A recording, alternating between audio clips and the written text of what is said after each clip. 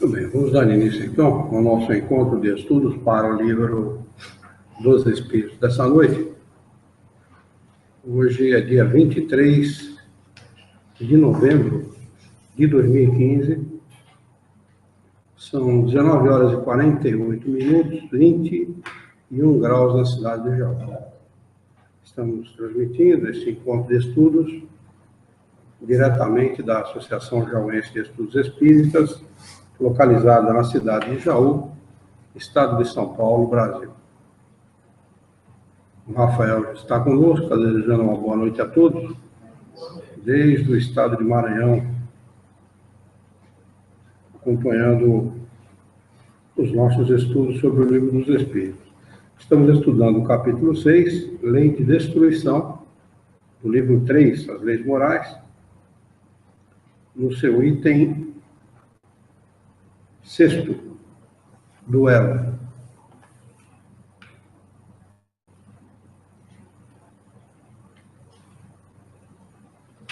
Interessante que há uma coincidência.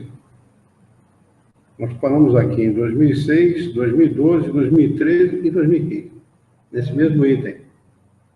Interessante isso, né? Questão de número 757. Pergunta de Kardec aos espíritos superiores. O duelo pode ser considerado como um caso de legítima defesa? Resposta: não. É um assassínio e um costume absurdo, digno dos bárbaros. Numa civilização mais avançada e mais moral, o homem compreenderá que o duelo é tão ridículo quanto os combates de antigamente encarados como o juízo de Deus. Então, nós podemos dizer que, de certa forma, nós estamos numa civilização mais adiantada, mais moral, porque hoje o duelo é considerado uma coisa inaceitável. Duelo com armas, né? Porque os outros ainda existem. Questão de número 758. O duelo pode ser considerado como um assassínio por parte daquele que, conhecendo sua própria fraqueza, está quase certo de sucumbir? Já não é um assassínio, é um suicídio, porque ele sabe que ele vai morrer. Então ele está a mesma coisa que o suicídio. Questão 758A. E quando as probabilidades são iguais, é um assassínio ou um suicídio? Resposta: um e outro. Explicação de Kardec acrescenta a seguinte explicação. Em todos os casos, mesmo naqueles em que as possibilidades são iguais, o duelista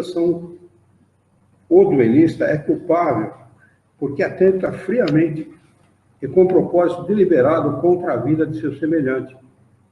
Em segundo lugar, porque expõe a sua própria vida inutilmente e sem proveito para ninguém, sobretudo para ele, né? Questão 759. Qual o valor do que se chama o ponto de honra em matéria de duelo? Resposta: do orgulho e da vaidade, duas chagas da humanidade.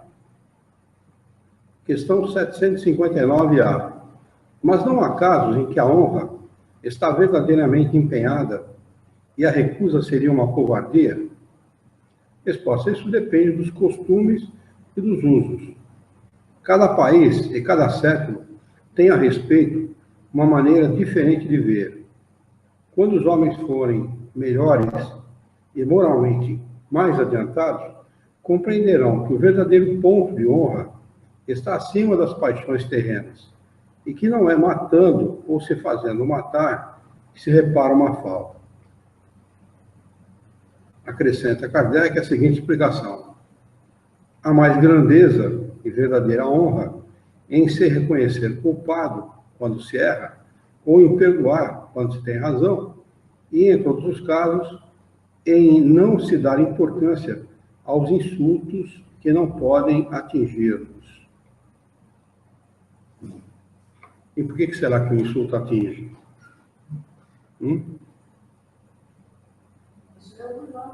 Porque a pessoa é orgulhosa. Só por isso. Porque quando a pessoa não é orgulhosa, insulto nenhum atinge. Questão de número 7, pena de morte. Questão de número 700. Eu insulto assim, tipo, meu irmão me insultar e eu ficar irada com o que você está falando? Evidentemente. Mexe com a moral da pessoa e a pessoa fica afetada com aquele insulto. Mas, na verdade, a gente pode responder. A pessoa está sendo insultada. Tipo... A pessoa só aceita o insulto porque ela é orgulhosa, atinge a vaidade da pessoa. Porque se alguém xinga você de algum palavrão, alguma coisa, né? E você não merece aquele palavrão, não vai afetar.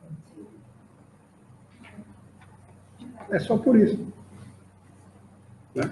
Tem uma historieta aí que se conta nos meios espíritas e também em outros meios, que diz que um sábio foi convidado por um desafeto a um encontro em um determinado local. Esse sábio foi acompanhado de seus seguidores. E quando chegou naquele local, o seu desafeto falou muitos impropérios contra ele, xingou, insultou, humilhou e tal. E ele ficou quieto, não falou nada. Aí quando o desafeto viu que não tinha alcançado nada com aquilo, foi embora, se retirou. Né? Aí um dos seguidores daquele sábio perguntou para ele: escuta, mas ele desacatou o senhor, ele ofendeu moralmente e tal. Ele falou: olha, ele veio entregar um presente, eu não aceitei o presente. Não é? O fato é que a gente se deixa afetar por um insulto porque é vaidoso, é orgulhoso e tal, e acaba aceitando o insulto. A gente só deve aceitar um insulto quando está jogando truco. Aí, não é verdade? Aí aceita o insulto e revida. Revida com 6, com 9, né?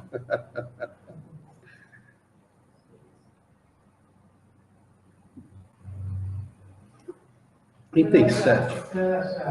Sobre o jogo de baralho, o senhor fez a pergunta. Me refresca a memória, o que ele falou exatamente que eu não lembro. Você está mentindo, jogando um baralho ali, você está mentindo também. Não sei, cada um tem um ponto de vista, né? Depende de como a pessoa joga baralho. Uma vez nós estávamos na casa de um primo, em Adamantina, e lá a gente tem o hábito de jogar truco com as pessoas. Né? Já vai lá e joga truco. Eu gosto de jogar truco. E estávamos lá reunidos e estava um senhor de idade lá e tal. Falei: vamos jogar truco. Eu falei: vamos brincar um pouquinho. Ele falou: não, brincar eu brinco em outro lugar. Ele falou uma outra coisa lá, um palavrão lá. Aqui eu gosto de jogar e gosto de jogar valendo alguma coisa. Valendo alguma coisa eu não jogo. Eu gosto de brincar, eu gosto de a gente sentar, se reunir, brincar, né? Fazer por exemplo, 3, 4 mesas, disputa entre si e tal. Uma brincadeira. Um passatempo e tal. Eu não vejo nenhuma razão para afetar a moral da pessoa, o que quer que seja, porque a pessoa joga e blefa, porque ela não tem carta e tal. Eu não sei blefar, sinceramente, eu... Não sei blefar. Eu quero, porque jogar truco faz parte disso. O blefe faz parte. Eu não vejo, eu vejo que fica ali mesmo. E eu gosto de jogar pôquer também. No pôquer, o blefe também é uma coisa que está presente. Agora, eu não vejo nenhum... Desde que você esteja ali brincando, seja um passatempo, um divertimento, eu não vejo nenhum problema, eu particularmente. Não vejo nenhum problema não, até porque você não está ali para afetar a moral de ninguém, você não está contando uma mentira para desmerecer alguém, ou para enganar alguém, ou para tomar alguma coisa de alguém. Parte do jogo. Um jogo de truco baralho. Agora, o tal negócio, ele falou isso e ele disse a respeito das cartas. E futebol não é uma grande mentira? E ele gosta de futebol. E ele vai no campo, sim. E ele vai no campo assistir futebol. E futebol é chamado de espetáculo, né? O espetáculo da bola. O que é um espetáculo? Você fala que um espetáculo de circo não é uma grande mentira? O pessoal não vai ali interpretar alguma coisa, não tem nada a ver muitas vezes com a realidade. E futebol é pior ainda, porque futebol envolve muito dinheiro, consequentemente a mentira faz parte do lucro. Faz parte do espetáculo. Né? Porque aí um time compra o outro e tal, para poder ganhar, para poder vencer, para poder valorizar o jogador. Então, se você for levar ao pé da letra, nesse mundo você não vive. Né? O fato é que nas coisas sérias, né? Por exemplo, a pessoa tem compromisso de quitar lá o título do seu fornecedor, né? Ou então tem um compromisso no qual ele precisa dizer a verdade para poder, por causa de ele está sendo testemunha de alguma coisa e tal, vê o outro cometendo crime, denuncia o outro, né? Você está denunciando, você tem certeza, você vai ter certeza absoluta, estou denunciando porque aconteceu isso mesmo e tal. Mas um jogo, uma brincadeira, um jogo de carta, não vejo problema nenhum. Nenhum. Eu não sou a favor de jogo, eu não gosto de jogo. Eu brinco assim, família, raramente em casa a gente pega um baralho para brincar, para jogar, raramente. Mas eu brinco, eventualmente, de canastra não, truco de... Não, como é que chama aquele de formar sequência? Paciência. Não. Caramba, oh meu Deus, buraco, jogar buraco, né? Eu gosto de jogar, mas eventualmente. Agora, levar isso a ferro e fogo ao pé da letra, não vejo razão para isso não. Sinceramente, eu particularmente não vejo razão nenhuma. Depende como cada um utiliza. Depende como cada um utiliza. Se utilizar, que nem esse que eu conheci da Mantina, esse era viciado, ficava em bar jogando, apostava dinheiro, apostava a cabeça ligado. A gente sabe ali que no centro da cidade de Jaú aqui, tem um lugar de carteado ali que teve gente que perdeu fazenda ali, casas e tal. Eu conheci uma pessoa em Santa Cruz do Rio Pardo que perdeu a melhor fábrica de calçado de Santa Cruz do Rio Pardo, não sei se 3 ou 4 fazendas, 50 e poucas casas em Santa Cruz do Rio Pardo. Ele saía de quarta-feira aqui no Brasil e ia jogar no Paraguai, não sei aonde, no Uruguai. Quer dizer, aí já é vício, né? Tudo que degringola para o excesso já é vício. Você está ali brincando, eu não vejo nenhum problema. Particular, sinceramente, não vejo nenhum problema. Claro, um passatempo, uma brincadeira e tal, né? Eu não vejo nenhum problema, não. Quando envolve dinheiro, aí é perigoso. Aí começa a ficar perigoso, porque aí envolve comportamento, a saúde financeira da família, a própria saúde moral da pessoa que joga, porque acaba se viciando. Conheci um rapaz excelente aqui em Jaú, muito boa pessoa, viciado em carta, viciado em jogo de baralho. Eu vi gente no Bom Retiro, em São Paulo, o sujeito estava jogando, o amigo dele estava jogando com o baralho na mão, ele chegou do lado, eu vi isso, presenciei. Um cara de 2 metros de altura, quase 1,90 m de altura. Então, deixa eu pegar um pouquinho na carta, ele tremia. Ele pediu, como uma criança, deixa eu pegar um pouquinho na carta, pegar um pouquinho na carta. Tremia, ele tremia, aquilo era uma compulsão. Então, quando chega nesse limite, nessa mesma mesa, eu era obrigado a passar por ali, que era uma casa com vários cômodos, e num dos cômodos eu tinha uma oficina de máquina. Eu era obrigado a passar por ali, eu era moleque, eu tinha 22, 23 anos de idade. E eu ficava olhando o pessoal jogavam biriba, não sei o que era, dinheiro, tudo a dinheiro. Olhava assim, senta aí, Luizinho, vamos brincar. Eu falava para eles, sabe quando é que vocês vão ver meu dinheiro aí em cima? O meu dinheiro, sabe quando vocês vão ver? Nunca. Bom, vai falar mesmo, vai. Para com isso, pô. Você trabalha aqui num escravo, aqui em São Paulo a gente trabalha como escravo, para colocar dinheiro em cima de mesa de jogo e se viciar, que nem eu vi aquele cara, aqui é pior que droga. Você acredita que é pior que droga? Porque a droga, quando o cara está com abstinência da droga, o cara treme, tem desequilíbrios e tal. Mesma coisa. Quer dizer, quando chega nesse ponto, aí afetou a moral, afetou o caráter, afetou a personalidade, o comportamento, afetou o bom andamento da vida, a família, afetou tudo. Aí sim, aí talvez seja até passível de crítica. não de julgamento, porque a gente não deve julgar ninguém, né? Cada um sabe da sua vida, cada um sabe de si, mas realmente aí já afetou a vida da pessoa, como afeta a droga, como afeta o álcool, como afeta o roubo, como afeta a prostituição, como afeta a corrupção, como afeta todas essas coisas. Aí sim. Mas fora disso, uma brincadeira em família, desencana, porque eu não vejo o menor problema. Vamos lá. Item 7, pena de morte. Questão de número 760. A pena de morte desaparecerá um dia da legislação humana? Resposta: a pena de morte desaparecerá incontestavelmente e a sua supressão assinalará um progresso da humanidade. Quando os homens forem mais esclarecidos, a pena de morte será completamente abolida na Terra. Os homens não terão mais necessidade de ser julgados pelos homens. Falo de uma época que ainda está muito longe de vós. Ele falou isso em 1857, foi registrado em 1857. O duelo, não muito depois, foi praticamente abolido da Terra, né?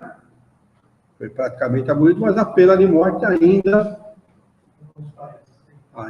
existe, né? Tem gente até querendo instituir no Brasil, né? Eu sou a favor da pena de vida. Dá um cabo de enxada na mão do bandido e faz ele trabalhar, porque o que o bandido mais teme é o trabalho, não é a morte, né? Morrer é bom demais, né? Dá a pena de vida pro cara. Você quer comer? Você vai plantar. Por que não tem isso? Se a gente tem tanta terra, tanto lugar que se pode fazer isso, por que não tem isso? Tem aquele bando de homens. Porque manter. Agora, bando de mulher também, né? Agora a gente tem que entender uma coisa. Manter esse pessoal na zona urbana, em presídios na zona urbana, dá muito lucro para quem está por trás desse sistema. Um preso no Brasil custa, acho que é alguma coisa em torno de R$3.000, ou mais, hein? Tá? É uma coisa... irônico. É irônico, você vê. Com eles, é obrigado os filhos deles que estão fora, que eles dão. Mas se você pegar uma criança, estudar essa criança e formar ela na universidade, médico, ela não fica, em média, não fica por isso por mês de jeito nenhum. De jeito nenhum. Então, por trás, o que está? A mentira, a corrupção, a malandragem, todas essas coisas. Então, você não cria um local de punição severa, rigorosa, porque você quer manter o sistema ali, na zona urbana, onde você pode controlar a corrupção, quem ganha, quem não ganha e tal. É muito mais fácil. Porque espalhado, longe, distante, né, dos grandes centros, fica complicado de você cuidar. Na realidade, o sistema penal brasileiro não recupera absolutamente ninguém. Ninguém. Então, isso está mais do que provado. Está mais do que provado. Né? Sai pior. A gente sabe que sai pior, quer dizer. Então, a gente só resta para a gente deduzir uma coisa. O sistema é do jeito que é porque dá muito lucro para algumas pessoas. Tem alguém ganhando muito dinheiro por conta disso. Porque, não dizer para mim que um preço custa 3, 4 mil reais por mês, porque não custa. Tem gente tirando muito nessa história. Começa a Olimpíada no Rio de Janeiro, aí vocês estão sabendo, né? Tem gente ficando rico nessa história. E está envolvida, parece que a cúpula do governo do Rio de Janeiro. Secretário, governador e tal. Está envolvida nessa história. E diz que uma construção de péssima qualidade, que depois da Olimpíada praticamente não vai sobrar nada para ninguém, porque normalmente os países constroem as vilas olímpicas para depois ficar como legado para a população, né? Para a prática de esporte, para a moradia, etc. Diz que dessa construção praticamente não vai sobrar nada para o povo. Mas vamos lá. Seja como tem que ser para a gente aprender. O brasileiro precisa aprender. Acrescenta a Kardec a seguinte explicação à resposta dos espíritos superiores. O progresso social ainda deixa muito a desejar. O progresso social.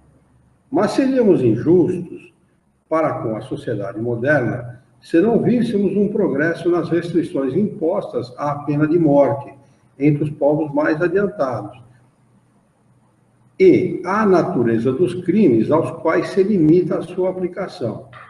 Se compararmos as garantias de que a justiça se esforça para cercar hoje o acusado, a humanidade com que o trata, mesmo quando reconhecidamente culpado, com o que se praticava em tempos que não vão muito longe, não podemos deixar de reconhecer a via progressiva pela qual a humanidade avança. Isso é uma realidade, né? Kardec era de um bom senso extraordinário. Nos Estados Unidos, o cara fica 20, 25 anos no corredor da morte. Esgota-se todas as possibilidades. Todas. Até o sujeito realmente ser executado. E o cara é tratado com humanidade, né? Fica num lugar bom, come bem, está bem e tal. Antigamente não, né? O cara matou, enforca ele, jogava a corda por cima da árvore, alguma enforcava na hora. Às vezes, quanta gente não morria inocente nessa história, né? Execução sumária, né? Questão 761. A lei de conservação dá ao homem o direito de preservar a sua própria vida. Não aplica a ele esse direito quando elimina da sociedade um membro perigoso? Resposta. Há outros meios de se preservar do perigo sem matar. É necessário, aliás, abrir ao criminoso e não fechar a porta do arrependimento. Questão 762. Se a pena de morte pode ser banida das sociedades civilizadas, não foi uma necessidade em tempos menos adiantados? Resposta. A necessidade não é o termo. O homem sempre julga uma coisa necessária quando não encontra nada melhor. Mas, à medida que se esclarece, vai compreendendo melhor o que é justo ou injusto e repudia os excessos cometidos nos tempos de ignorância em nome da justiça. A gente sabe que nos países onde existe uma cultura mais elevada, mais conhecimento, o índice de criminalidade é muito pequeno, né? Como é que é o nome daquele médico que era médico de estética? Inclusive trabalhou com o Ivo Pitangui, esqueci o nome dele. Ele estava preso, escreveu livro e tal.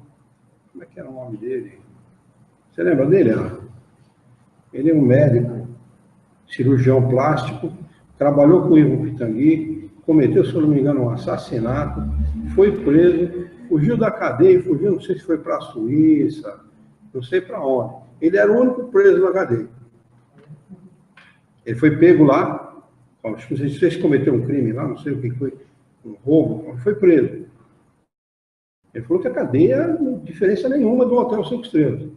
Nenhuma. Se eu não me engano, ele era o único preso. Se eu não me engano.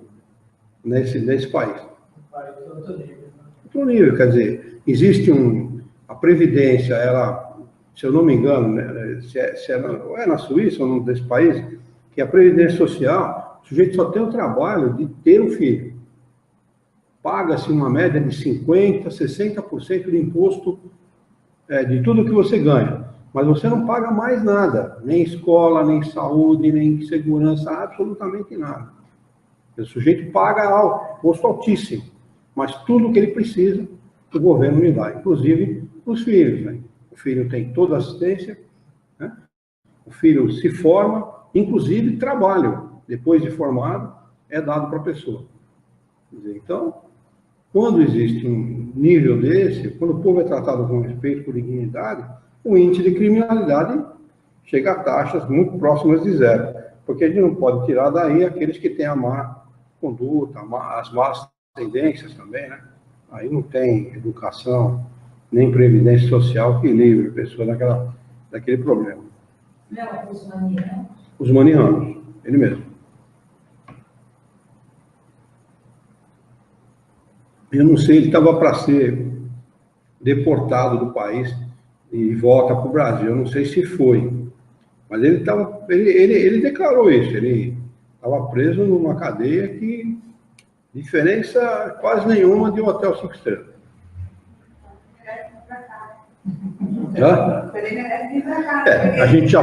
A gente pode dizer que a punição aqui é muito pior, né? Mas a restrição da liberdade é uma coisa séria, gente. É sério. Imagine você... Por mais que a cadeia seja igual a essa. Por melhor que seja a cadeia. Você teve a restrição da liberdade, você perdeu a liberdade e perdeu tudo. Perde tudo. É incrível. Eu não sei como alguém pode achar a cadeia boa, né? 763. A restrição dos casos em que se aplica a pena de morte é um índice do progresso da civilização? Resposta: podes duvidar disso? Não se revolta o teu espírito lendo os relatos dos morticínios humanos que antigamente se faziam em nome da justiça e frequentemente em honra à divindade? Das torturas a que se submetia o condenado e mesmo o acusado para lhe arrancar a peso do sofrimento a confissão de um crime que ele muitas vezes não havia cometido? Pois bem, se tivesses vivido naqueles tempos, acharias tudo natural. E talvez, como juiz, tivesse feito outro tanto. É assim que o que parece justo numa época parece bárbaro em outra. Somente as leis divinas são eternas, as leis humanas modificam-se com o progresso. E se modificarão ainda até que sejam colocadas em harmonia com as leis divinas. Aqui tem uma nota do tradutor, professor José Herculano Pires, que diz o seguinte: definição perfeita da concepção espírita da moral. Os princípios verdadeiros de moral são de natureza eterna, e os costumes dos povos se modificam através da evolução, em direção daqueles princípios. A sociologia materialista, tratando apenas dos costumes, criou o falso conceito de relatividade da moral, já em declínio, entretanto, no pensamento moderno. Não existe moral relativa, né? Existe a moral. Ele está corretíssimo, eu concordo com isso.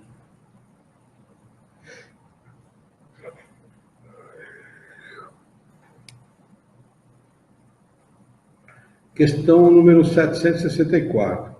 Jesus disse: quem matar pela espada, perecerá pela espada.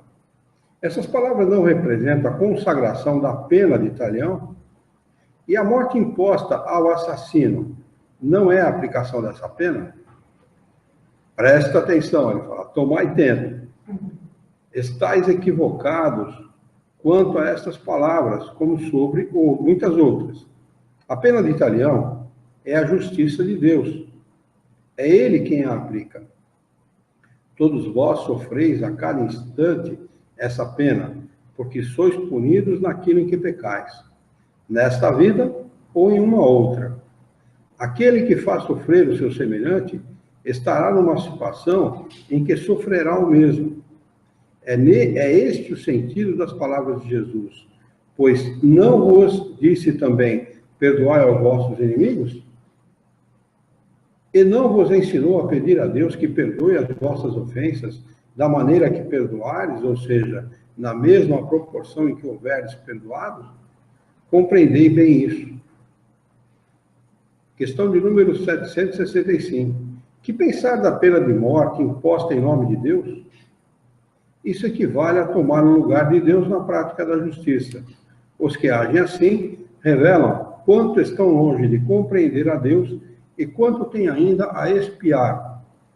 É um crime em nome de Deus e os que o fazem são responsáveis por esses assassinatos. Quantos absurdos a gente comete aqui na Terra, né? Quantos absurdos. Questão de número 7.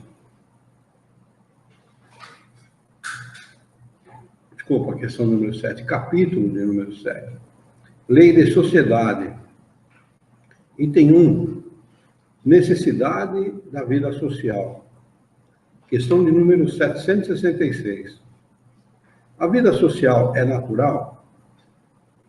Resposta: certamente. Deus fez o homem para viver em sociedade. Deus não deu inutilmente ao homem a palavra e todas as outras faculdades necessárias à vida de relação. Quer dizer, o homem é um ser gregário, né? Ele não é para viver sozinho, nem isolado. Ele é para viver em sociedade. Porque é em sociedade que a gente aprende. Isoladamente a gente não aprende nada, né? É na relação com as pessoas que nós aprendemos, né? Tanto aprendemos como ensinamos, ainda que não tenhamos muitas vezes consciência disso. Questão 767.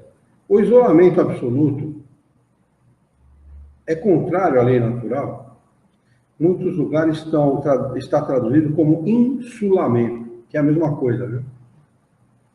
Resposta: sim, pois o homem busca a sociedade por instintos e devem todos concorrer para o progresso, ajudando-se mutuamente. Questão 768. O homem, ao buscar a sociedade, obedece apenas a um sentimento pessoal ou há também nesse sentimento uma finalidade providencial de ordem geral? Entenderam a pergunta? O homem, ao buscar a sociedade, obedece apenas a um sentimento pessoal ou há também nesse sentimento uma finalidade providencial de ordem geral, ou seja, um objetivo, né, de ordem geral, uma finalidade que faz com que o homem viva em sociedade? Essa é a pergunta. Resposta: o homem deve progredir, mas sozinho não o pode fazer, porque não possui todas as faculdades. Precisa do contato dos outros homens. No isolamento, ele se embrutece e se estiola. Estiolar-se é enfraquecer-se. Isso acontece com os estudos também, né? Claro, evidente, né? O homem, ele, na realidade, quando ele fala que ele não possui todas as faculdades desenvolvidas, né? A gente não tem todas as faculdades desenvolvidas. Então, no contato com o outro, a gente desenvolve essas faculdades. Aprende e ensina. O propósito é esse. Acrescenta Kardec a seguinte explicação: nenhum homem dispõe de faculdades completas, e é pela união social que eles se completam uns aos outros, para assegurarem seu próprio bem-estar e progredirem. Eis porque, tendo necessidade uns dos outros, são feitos para viver em sociedade e não isolados. Item 2.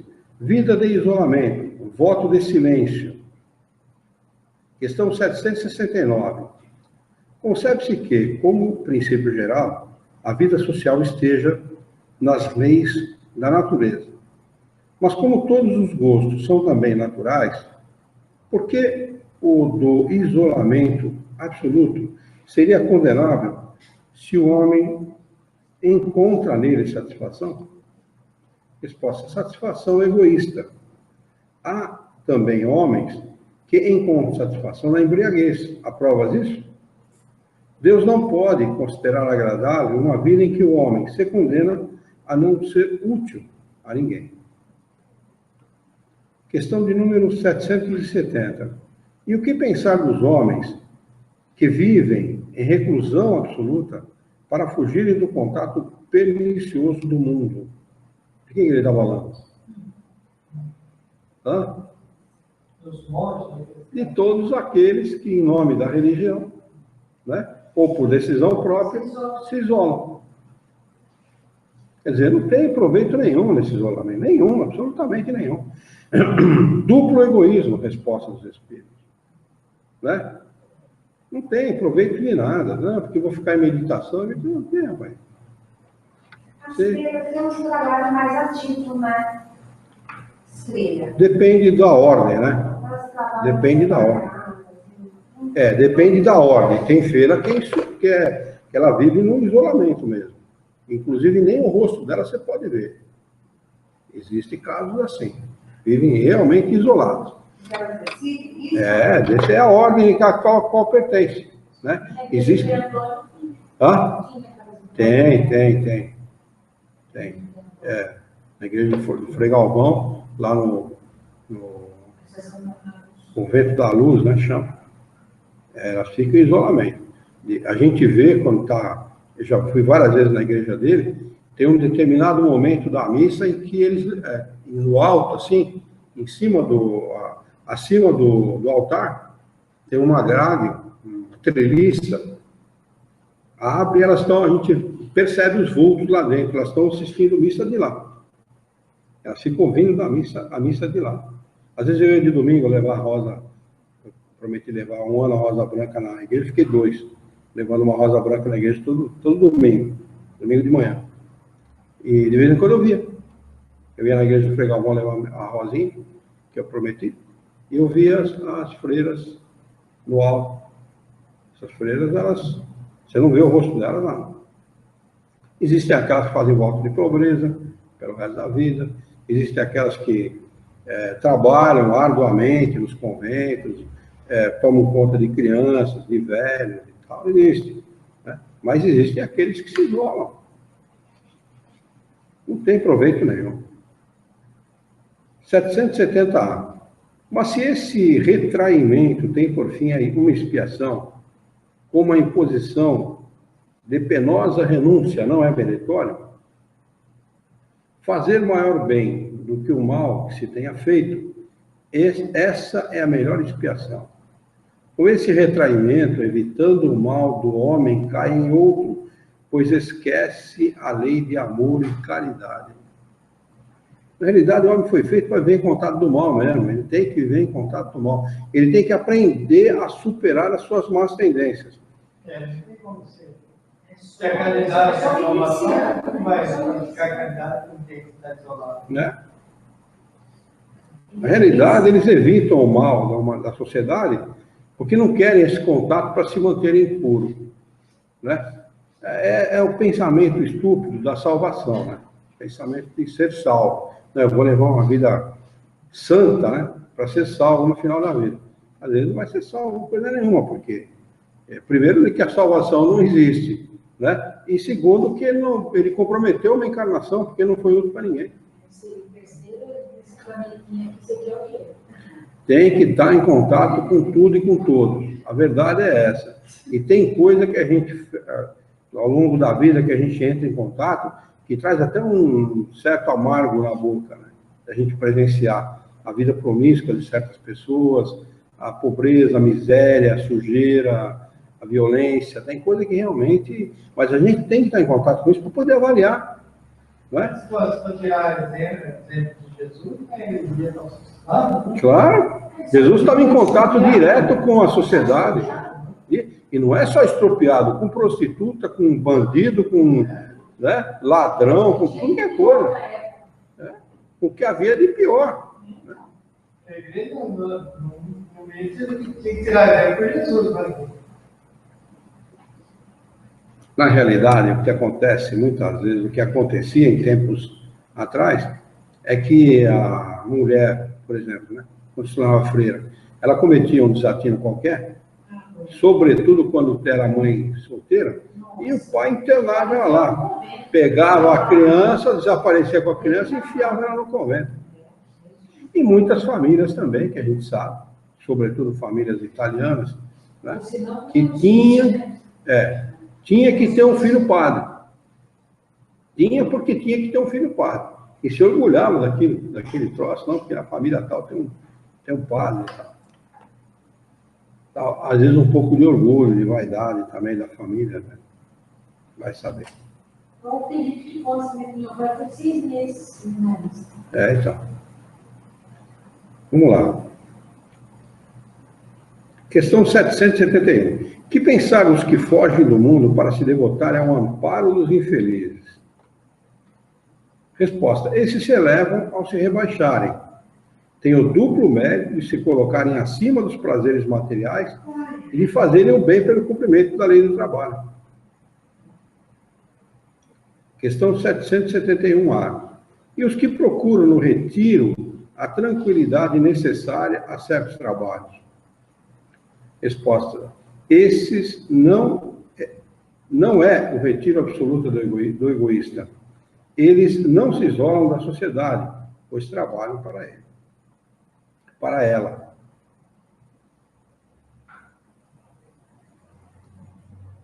Questão 772. Que pensar do voto de silêncio prescrito para algumas seitas desde a mais alta antiguidade? Resposta: perguntai antes se a palavra é natural e por que Deus a deu. Deus condena o abuso e não o uso das faculdades por ele concedidas.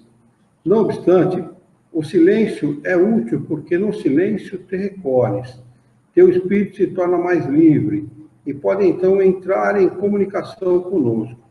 Mas o voto do silêncio é uma tolice. Sem dúvida, os que consideram essas privações voluntárias como atos de virtude têm boa intenção, mas se enganam por não compreenderem suficientemente as verdadeiras leis de Deus. Acrescenta Kardec a seguinte explicação: o voto de silêncio absoluto, da mesma maneira que o voto de isolamento, priva o homem das relações sociais que lhe podem fornecer as ocasiões de fazer o bem e de cumprir a lei do progresso. Laços de família, item 3. Esse capítulo é um capítulo curtinho, né? Questão de número 773.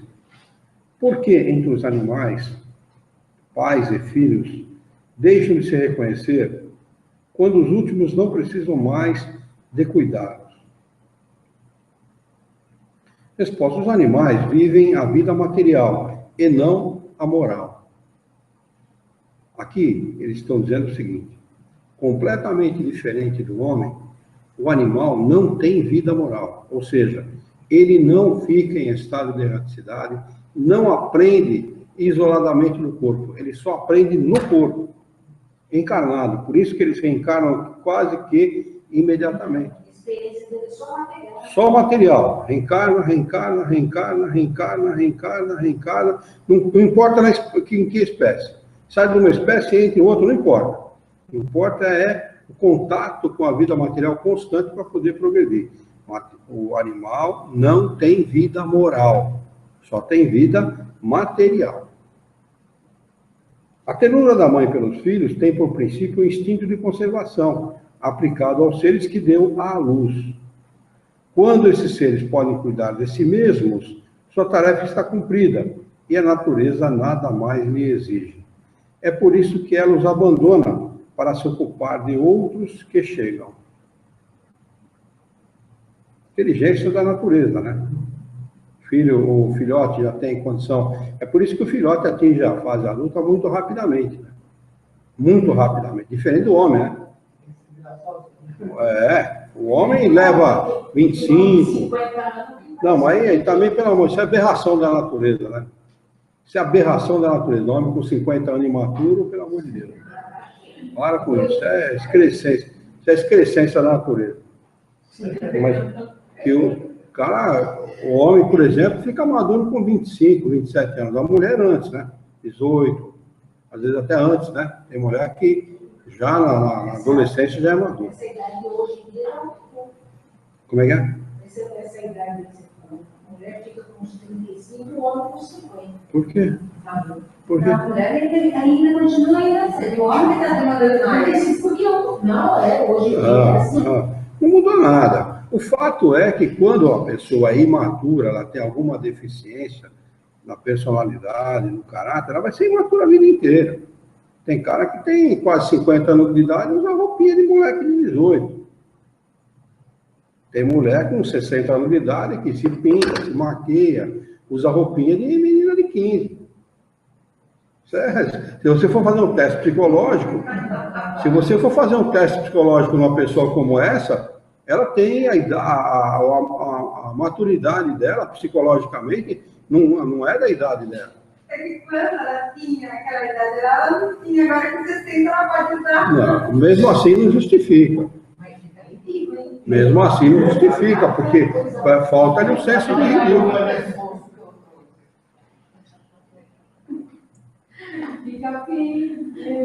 Fica ridículo, pelo amor de Deus.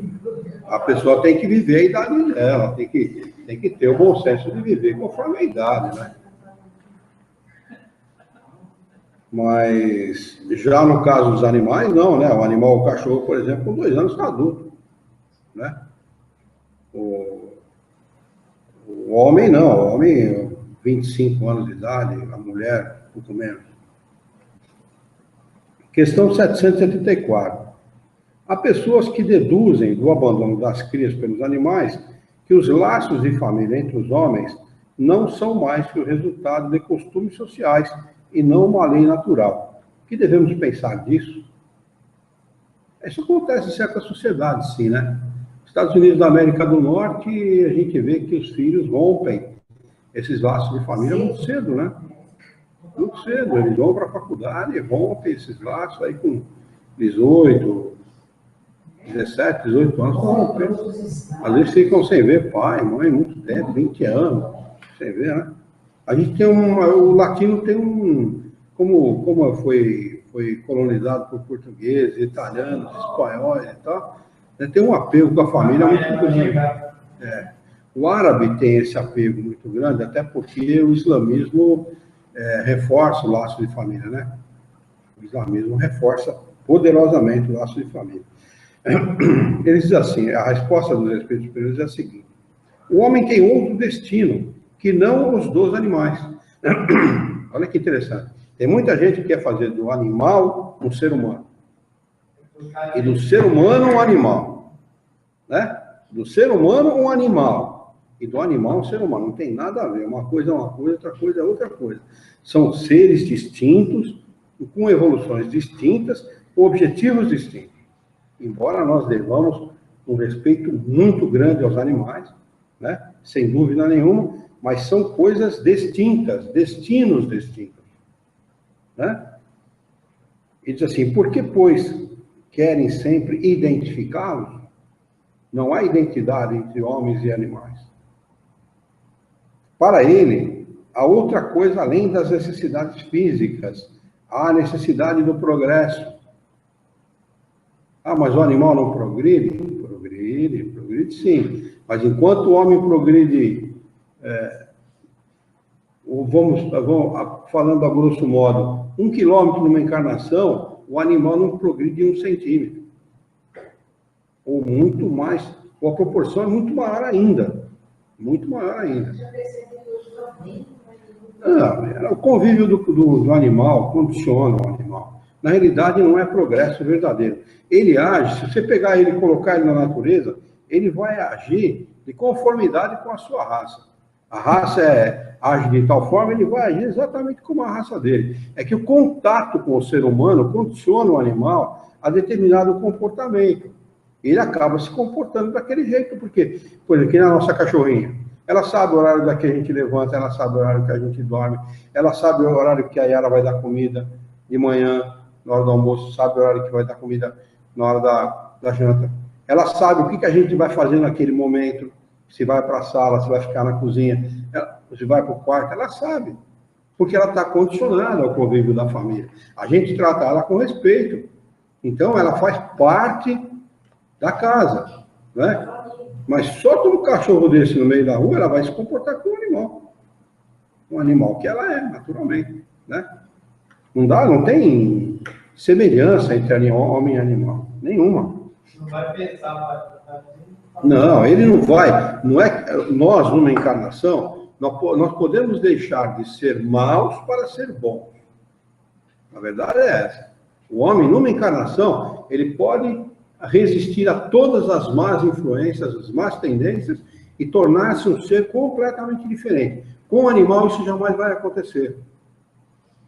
Ele vai deixar aquela encarnação se comportando como todos os outros animais da sua raça. Se o animal daquela raça é caçador, ele vai morrer um caçador. Ele não vai deixar de ser caçador para ser companhia de cego, por exemplo. Como é que fala? Guia de cego.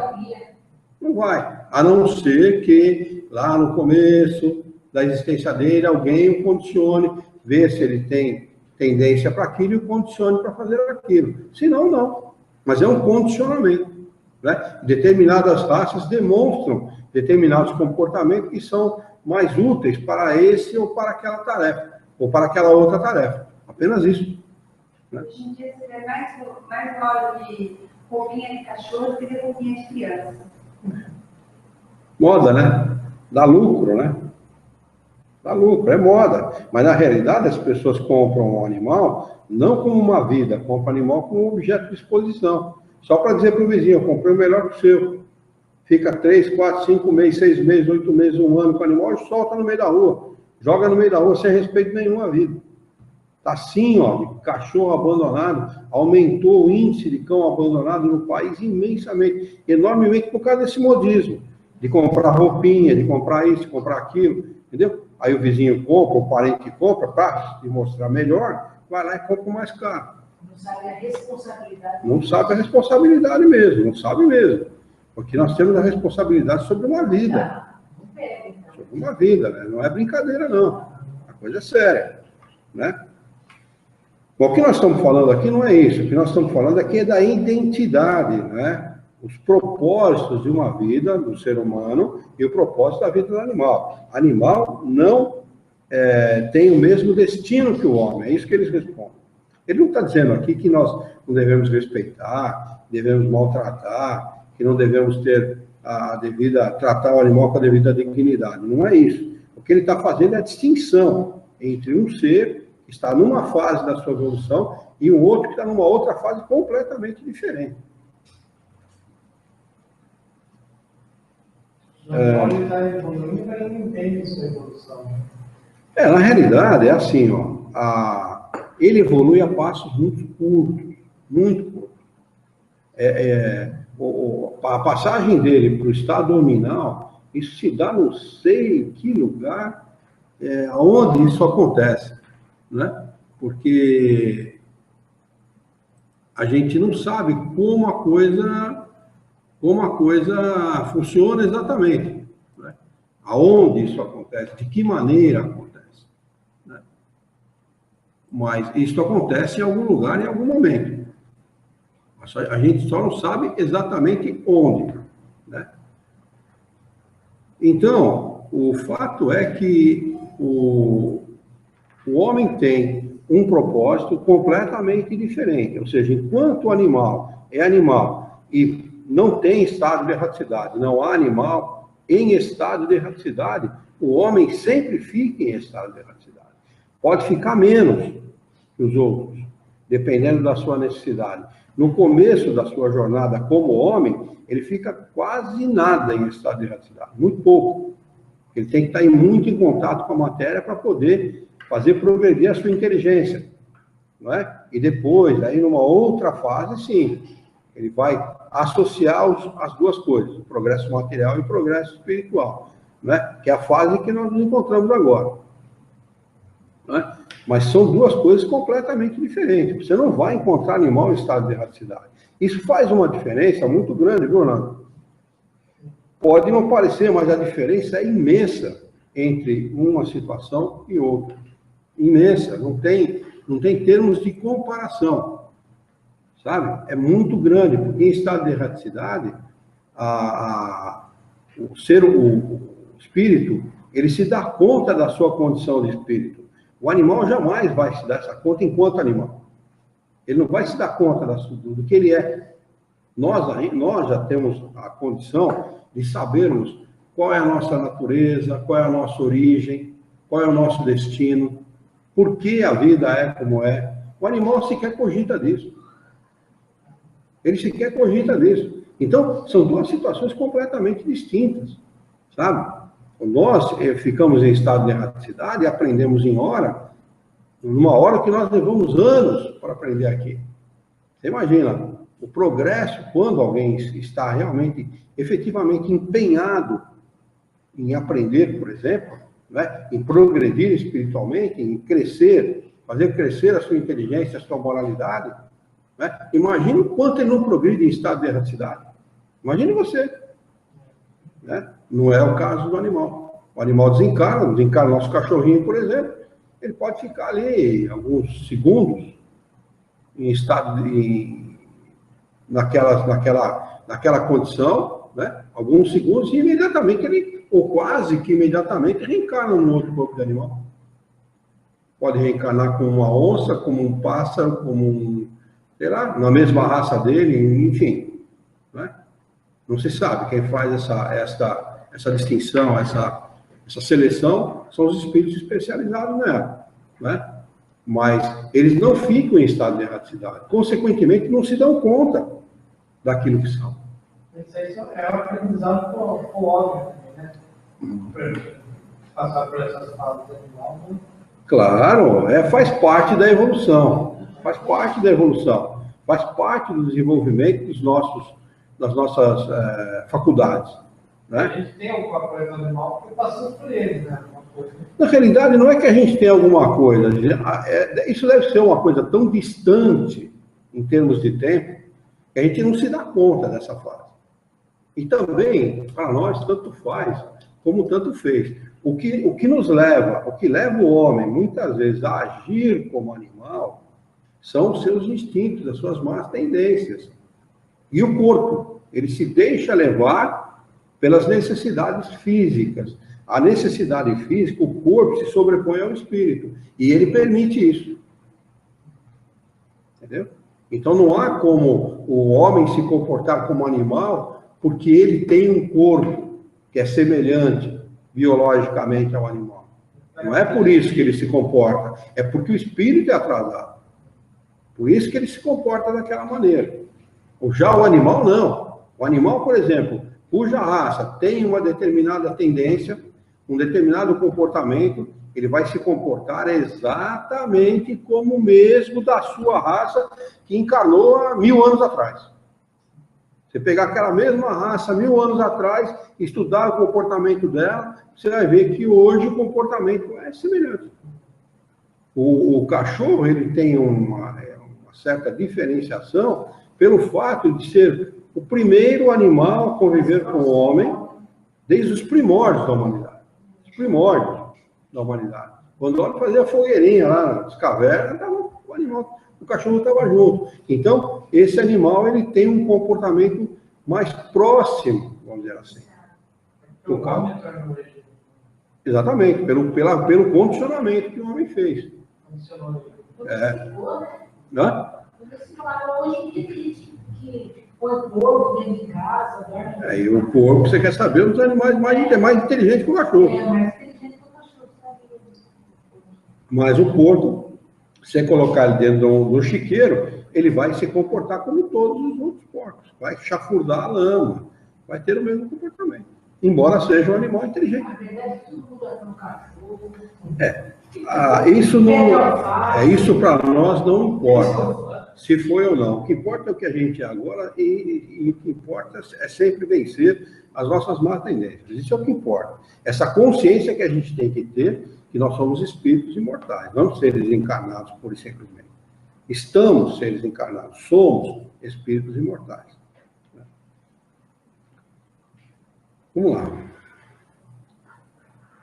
Ele diz assim: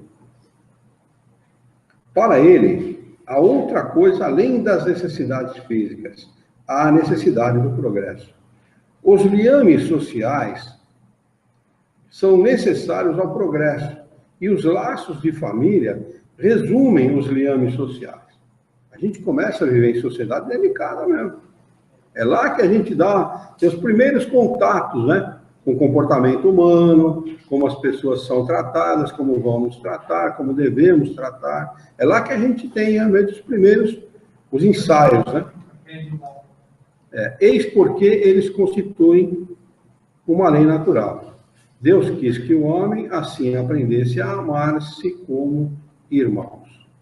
Ver item 205, tem um rodapé do tradutor que diz o seguinte: Herbert Spencer considerou a família entre as instituições que dão forma à vida social. Marx e Engels, como o primeiro grupo histórico, a primeira forma de interação humana.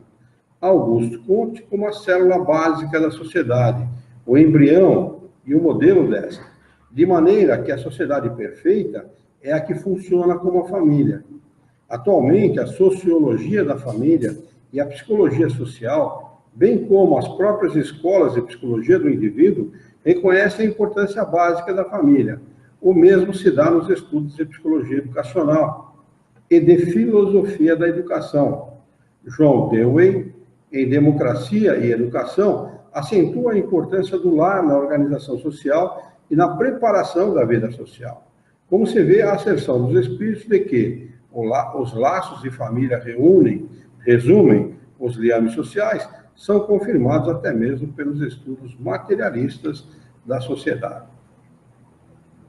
Questão 775, a pergunta é a seguinte: qual seria para a sociedade o resultado do relaxamento dos laços de família? Uma recrudescência do egoísmo. Ou seja, uma volta à nossa situação de primariedade social, né? Ao embrutecimento da sociedade. Os laços de família nunca vão deixar de existir. Ao contrário, eles vão ser a cada vez, quanto mais consciência nós tivermos do significado de família, eles vão ser mais ajustados e mais solidificados, cada vez mais. Porque nós vamos, no futuro, fazer da família a continuação da nossa família espiritual, com certeza. Não é? Isso vai ser a família vai ser um grande reduto de alegria, de paz, de satisfação, não é? Como para alguns já é hoje, porque o lar acaba se tornando um oásis na vida do cara. Ele volta para o lar para descansar, para ter paz, para ter tranquilidade, para ter equilíbrio, para refazer as suas energias, para reequilibrar-se psicológica e emocionalmente, né? Em muitos lares já é assim, né? E com certeza, a sociedade, de um modo geral, será assim, né? No futuro, com certeza.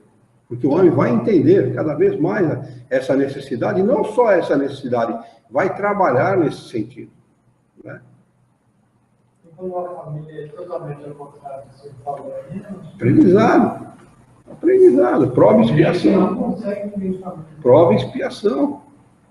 Não tem dúvida. Olha, não há nada de mal que você faça na Terra que você não vai ressarcir com a lei de Deus. E não há nada de bom que não será compensado. Com certeza. Então, lei de causa e consequência. Se você for um mau pai ou um mau filho, você poderá ter no futuro um mau filho ou um mau pai. Não é? Então, o homem tem que entender que quem tem, como disse os Espíritos no capítulo anterior, quem tem a pena de talião na mão é o Criador. O homem usa a pena de talião por ignorância. Não é? Mas jamais a gente, como Jesus ensinou, jamais nós devemos pagar o mal com o mal. Não é? Quem usa da pena de talião, rigorosamente, é o Criador. Se você age de tal maneira, você poderá, não é que você vai, mas poderá passar por uma situação semelhante para poder experimentar. Porque nunca é como vingança, mas sim como aprendizado. Olha, eu vi a reportagem de uma menina, 12 anos, 12, 13 aninhos, 12 anos, uma menininha, televisão agora, e muito interessante, o que me chamou a atenção nela. Ela tem uma síndrome que é raríssima, que dá em cada 1 milhão de pessoas, 1 milhão, hein? Tem uma pessoa que pode ter essa síndrome. É gerada por má formação congênita. Essa síndrome. Não sei qual das glândulas, se é a hipófise, a epífise, ou qual delas, que ela é um pouquinho mais baixa, então ela é comprimida aqui no final da cabeça, na junção da coluna, e isso causa dores de cabeça imensas, causa escoliose, causa problema na região lombar, trava o pescoço, enfim, ela tem N problemas por causa disso. Mas eu comecei a notar que essa menina usava uma linguagem muito técnica para a idade dela, muito técnica, sabe? Sabe quando a pessoa usa uma linguagem técnica para falar do seu problema? Normalmente a pessoa vive o problema, ou na maioria dos casos vive o problema, mas não fala tecnicamente do problema. Olha o que o meu ocorreu, não sei se foi inspiração dos espíritos ou apenas uma dedução minha.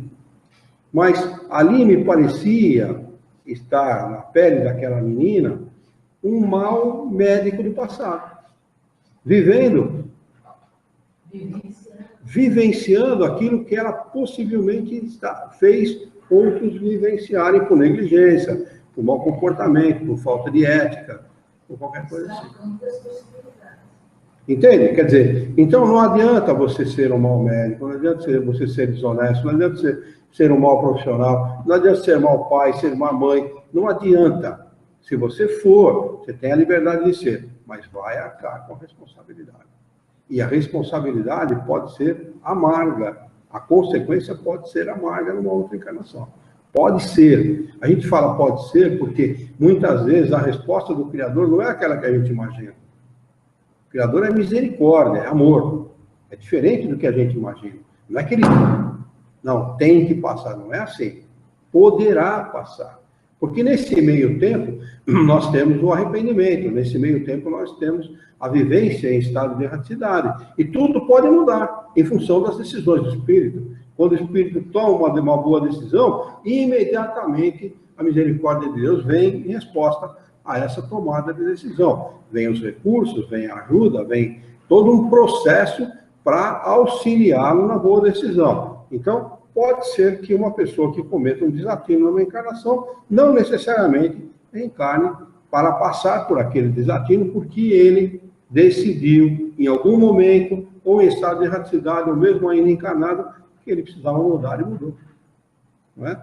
Mas a pena de talhão está na mão de Deus, está na mão dele. E ele pode impor, como resposta à nossa má ação, uma pena semelhante àquilo que nós impusemos ao outro. Aí o buraco vai ser bem mais embaixo, porque a coisa pode efetivamente pegar para o nosso lado. Muito bem, falta 6 minutos, acho que dá para a gente iniciar o capítulo 8, Lei do Progresso, item 1, Estado Natural. Questão 776, pergunta de Kardec aos espíritos superiores. O estado natural e a lei natural são a mesma coisa? Resposta, não. O estado natural é o estado primitivo. A civilização é compatível com o estado natural, enquanto a lei natural contribui para o progresso da humanidade. As leis naturais são aquelas que agem em função do progresso. O estado natural é o estado primitivo, ou seja, no começo da humanidade, no começo do estado nominal do homem, ele vive o estado natural, o estado de primitividade. Lei natural é uma outra coisa, não é? São as leis que regem a nossa vida e facultam para o espírito a condição de evolução. Permitem, são providências divinas, não é? Que permitem a evolução dos espíritos. Isso é lei natural. Então, não são coisas iguais, não. São, aliás, bastante diferentes. Kardec faz a seguinte explicação, acrescenta a seguinte explicação à resposta dos espíritos, que é a seguinte. O estado natural é a infância da humanidade, é o ponto de partida do seu desenvolvimento intelectual e moral. O homem, sendo perfectível e trazendo em si o germe do seu melhoramento, não foi destinado a viver perpetuamente no estado natural, como não foi destinado a viver perpetuamente na infância. O estado natural é transitório, e o homem deixa pelo progresso e a civilização. A lei natural, pelo contrário, rege toda a condição humana, né? Administra essa condição. E o homem se melhora na medida em que melhor compreenda e melhor pratica essa lei. Compreender as leis naturais, essas providências divinas, é muito importante, porque aí nós entendemos a mecânica, como funcionam as coisas. Compreendendo como funcionam as coisas, é mais fácil da gente aceitar as vicissitudes da vida, os problemas, as diferenças sociais, aceitar por que a humanidade vive dessa ou daquela maneira. É muito mais fácil da gente entender a vida. Né? Questão 777. No estado natural, tendo menos necessidades, o homem não sofre todas as atribulações que cria para si mesmo num estado mais adiantado. Que pensar na opinião dos que considerem esse estado como o da mais perfeita felicidade terrena, Tem gente que fala mesmo, né? Ah, antigamente era bom, antigamente era bom coisa nenhuma, rapaz. Para com isso. Resposta: que queres? É a felicidade do bruto. Há pessoas que não compreendem outra. É ser feliz à maneira dos animais. As crianças também são mais felizes que os adultos.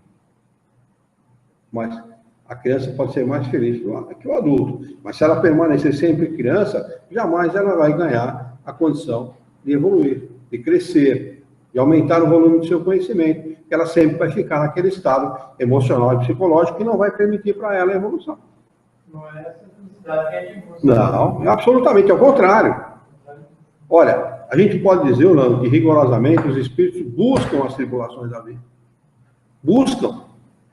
Ninguém gosta de sofrer os problemas da vida, das contingências, né, desse convívio árduo com as outras pessoas. Ninguém gosta de viver isso. Mas nós buscamos avidamente isso, porque é só isso que vai... Isso é o combustível da nossa evolução. É aquilo que vai alimentar. O melhoramento vai vir como consequência disso. Né? O aumento da nossa capacidade de entendimento, da nossa capacidade de relação, a melhoria da nossa condição moral, né? Das regras de relacionamento entre nós e os nossos irmãos. Né? Vamos aprender a pedir a Deus forças para melhorar essa própria condição por conta desse relacionamento. Se a gente não tem a refrega do dia a dia, né? Essa refrega, o calor do relacionamento com os nossos irmãos, nós ficaremos estacionários. Não precisa, não tem nada, não tem razão nenhuma para que a gente melhore. Então a gente fica estacionário, fica marcando passo. Né? Como um soldado que fica fazendo desfile, marcando passo. Não sai do lugar, o desfile não acontece. Né? Na realidade, a gente não pode marcar passo, a gente tem que andar e seguir para frente. Para encerrar, questão 778. O homem pode retrogradar para o seu estado natural, ou seja, voltar para a sua primitividade como ser humano? Resposta: não. O homem deve progredir sem cessar e não pode voltar ao estado de infância. Se ele progride, é que Deus assim o quer.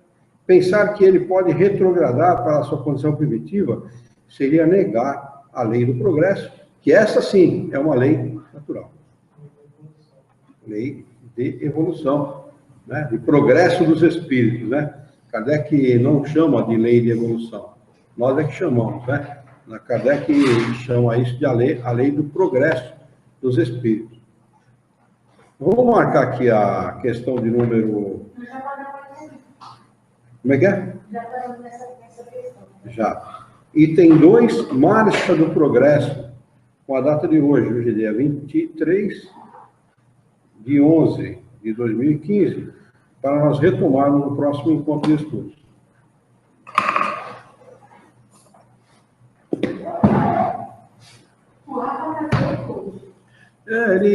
Eu acho que deve ter dado algum problema na internet dele.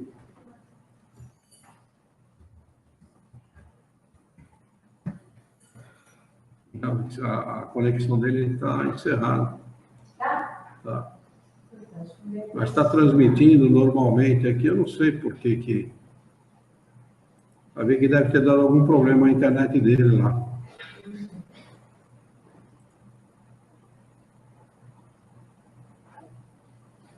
Está transmitindo normalmente, sim. Eu entrei agora na transmissão. Pode ser que tenha dado algum problema para ele lá, né? Muito bem. Alguma pergunta, alguma consideração? Ou podemos encerrar? Vamos então elevar o nosso pensamento, mentalizar a figura excelsa e amiga de Jesus, nosso mestre, modelo e guia da humanidade. Juntos com Jesus, vamos nos dirigir ao Criador, ao Senhor da vida, fonte infinita de paz, de amor, de bondade, de misericórdia e justiça, para agradecê-lo muito pela oportunidade de aqui estarmos reunidos em seu nome, para estudarmos as questões propostas pelo Livro dos Espíritos dessa noite. Queira a tua bondade, a tua misericórdia, o teu amor Que tenhamos bom ânimo, coragem, determinação, ideias renovadas, alegria de viver e muito entusiasmo, para que nós possamos trabalhar, sermos úteis e dignificarmos a vida. Ajuda-nos ainda, Senhor, a honrá-la por um profundo e sincero respeito pelo nosso próximo. Em teu nome, em nome de Jesus, em nome dos bons espíritos, em nome do nosso diretor espiritual e de sua equipe, e todos os encarnados e desencarnados presentes à nossa reunião, nós a declaramos encerrada.